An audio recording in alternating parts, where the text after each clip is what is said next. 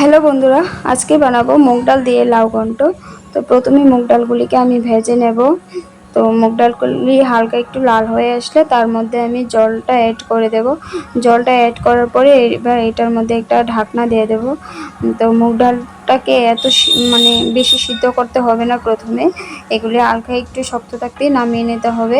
তারপরে এবার আমি কড়াই বসে কড়াইটা গরম করে তার মধ্যে দিয়ে দিলাম তেল, ফোড়নে দিলাম শুকনো লঙ্কা, তেজপাতা, তার সাথে দিয়ে দেব পাঁচফোড়ন।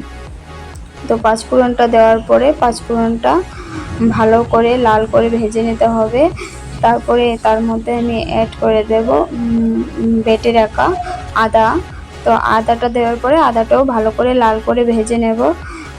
তো আদাটা একটু লাল হয়ে আসলে তার মধ্যে দিয়ে দেব আমি জিরে গুঁড়ো আর ধনিয়া গুঁড়ো। জিরে গুঁড়ো আর ধনিয়া গুঁড়োটা দেওয়ার পরে আমি এর মধ্যে অল্প একটুখানি জল অ্যাড করে দেব।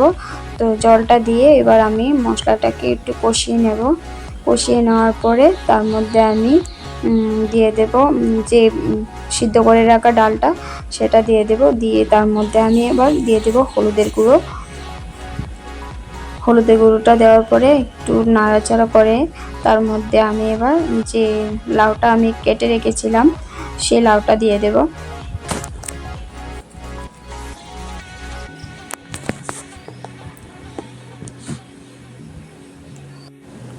তো লাউটা দেওয়ার পরে এবার আমি তরকারিটাকে ভালো করে নাড়াচাড়া করে সবগুলি মশলা লাউয়ের সাথে মিশিয়ে নেব।